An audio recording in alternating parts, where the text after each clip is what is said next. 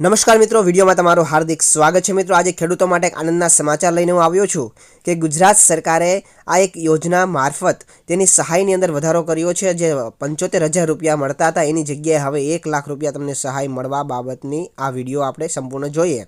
તો મિત્રો, વિડીયોની અંદર આપણે આગળ વધીએ તો ખેડૂતોને બજારમાં તેમની ઉપજના સારા ભાવ મળે તે માટે તે ખૂબ જ મહત્વપૂર્ણ છે કે ઉત્પાદનની ગુણવત્તા લાંબા સમય સુધી જળવાઈ રહે અને જ્યારે પાકના ભાવ સારા હોય ત્યારે જ ઉત્પાદનનું વેચાણ થાય બજાર।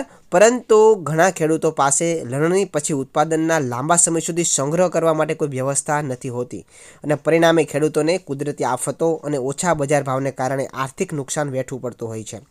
ગુજરાતના ખેડૂતોની આ પીડાને સમજીને રાજ્ય સરકારે વર્ષ 2021-22માં નવી મુખ્યમંત્રી પાક સંઘર યોજના લાગુ કરી હતી। મિત્રો, આ યોજના અંતર્ગત આપણે વાત કરીએ તો કૃષિ મંત્રી શ્રી રાઘવજી પટેલે જણાવ્યું હતું કે ગુજરાતના ખેડૂતોને તેમના પોતાના ખેતરોમાં સંગ્રહની સુવિધા ઊભી કરવા પ્રોત્સાહિત કરવા માટે મુખ્યમંત્રી પાક સંગ્રહ માળખું યોજના અમલમાં મૂકવામાં આવી હતી અને આ યોજનાનો લાભ મેળવવા માટે ખેડૂતોએ તેમના ખેતરમાં ઓછામાં ઓછા 330 ચોરસ ફૂટ વિસ્તારનું પાક સંગ્રહ માળખું બનાવવું પડશે, જેના માટે રાજ્ય સરકાર દ્વારા જરૂરી નાણાકીય સહાય પૂરી પાડવામાં આવે છે।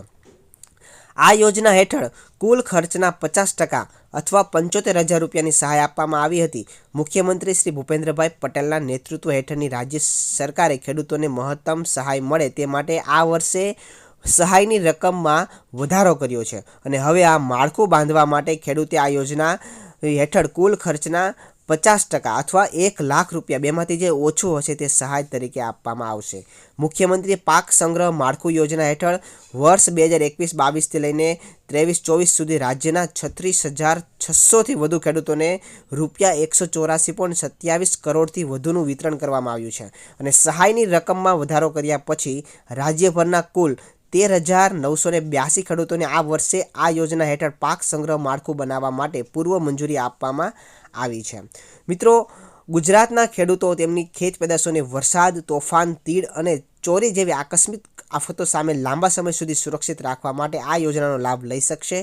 લગભગ 16થી લઈને 17 મેટ્રિક ટન એટલું જ નહીં, ખેડૂતો આ સ્ટોરેજ સ્ટ્રક્ચરમાં ખાતર, બિયારણ, દવા, ખેત ઓજારો, સિંચાઈના સાધનો અને તાલપત્રી જેવી ખેતીની પ્રવૃત્તિઓમાં વપરાતી વિવિધ સામગ્રીનો વ્યવસ્થિત રીતે સંગ્રહ કરી શકશે અને પરિણામે ખેડૂતોની આવકમાં પણ વધારો થશે। તો મિત્રો, આવી રીતના ખેડૂતો માટે ખૂબ જ આનંદના સમાચાર છે। ખાસ કરીને મને તમે કોમેન્ટ કરીને જણાવી દેજો કે તમે સરકારની આ યોજના એટલે કે મુખ્યમંત્રી પાક સંઘર માળખું યોજનાનો લાભ અત્યાર સુધીમાં તમે લીધો છે કે નહીં, કોમેન્ટ કરીને તમે જણાવી દેજો। તો વિડીયોને લાઇક કરી દેજો, તમારા અન્ય ખેડૂત મિત્રો સુધી આ વિડીયોને શેર કરી દેજો, જેથી કરીને એને આ વિડીયો ખૂબ જ ઉપયોગી સાબિત થઈ શકે અને મોટી બધી નુકસાનીથી બચી શકે। એટલા માટે વિડીયોને શેર કરવાનું ના ભૂલતા અને આવા જ નવા વિડીયો જોવા માટે આપણી યુટ્યુબ ચેનલને પણ સબસ્ક્રાઈબ કરી દેજો। ધન્યવાદ।